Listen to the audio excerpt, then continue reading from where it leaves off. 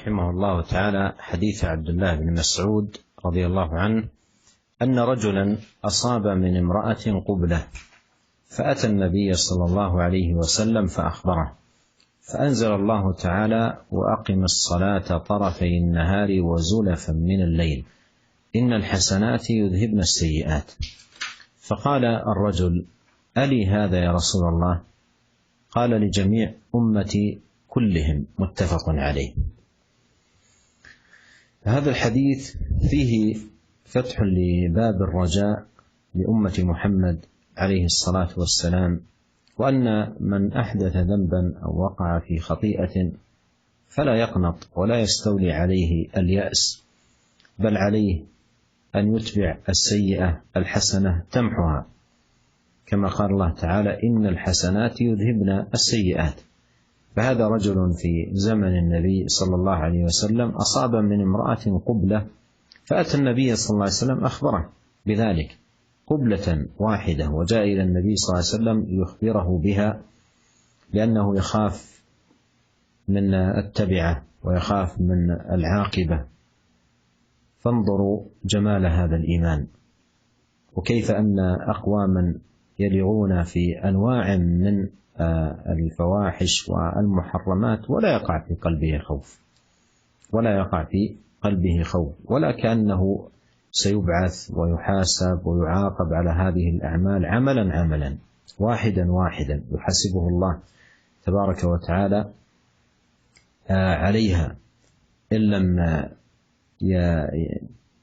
يتغانم نفسه بتوبة وأعمال صالحة ولجوء إلى الله سبحانه وتعالى.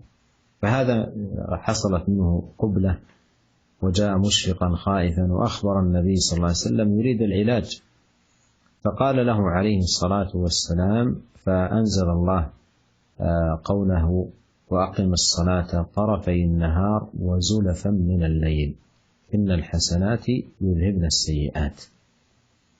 فقال الرجل: ألي هذا يا رسول الله؟ أي هذا الحكم الذي جاء في هذه الآية الكريمة خاص بي أو أنه يشمل غيري؟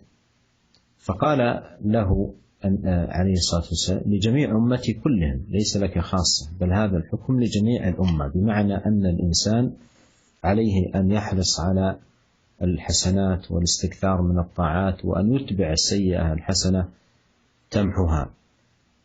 والآية فيها دليل على هذا المعنى.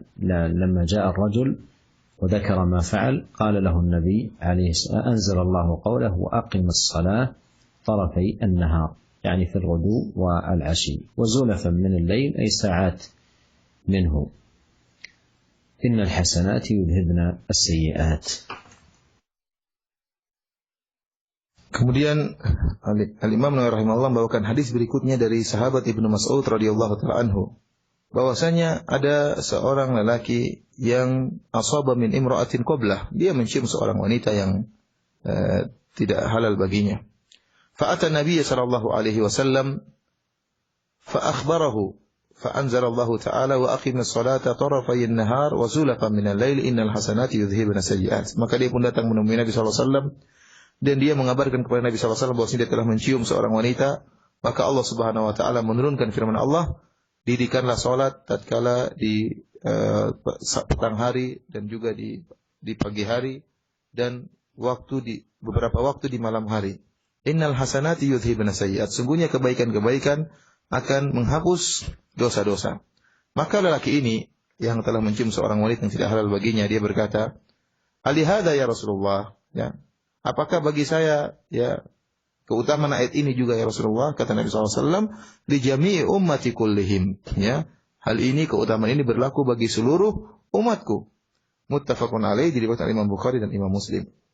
Para pendengar yang dirahmati oleh Allah Subhanahu wa taala dan para pemirsa yang dimuliakan oleh Allah Subhanahu wa taala, ya. Hadis ini memberi harapan yang besar bagi umat Muhammad sallallahu alaihi wasallam, bahwasanya jika seorang dari umat Muhammad sallallahu alaihi wasallam melakukan sebuah dosa, maka jangan dia putus asa, jangan dia qunut, jangan dia putus asa, tetapi dia berharap rahmat Allah Subhanahu wa taala, dan dia hendaknya segera mengikuti kebaikan, keburukan dengan kebaikan. Itba'u sayyi'ah bil hasanah. Dia setelah melakukan keburukan kemudian melakukan kebaikan.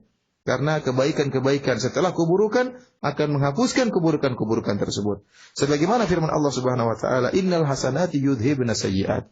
Sungguhnya kebaikan-kebaikan akan membuat sirna keburukan-keburukan. Dosa-dosa akan jadi sirna dengan kebaikan-kebaikan. Lihatlah lelaki ini. Dia mencium seorang wanita, ya. Satu saja ciuman. Salah, ya, berbuat salah mencium wanita yang tidak halal, satu ciuman. Kemudian datang menemui Nabi SAW. Kenapa dia takut? Dia khawatir dengan dosanya tersebut. Lihatlah bagaimana pengaruh iman dalam hati orang ini.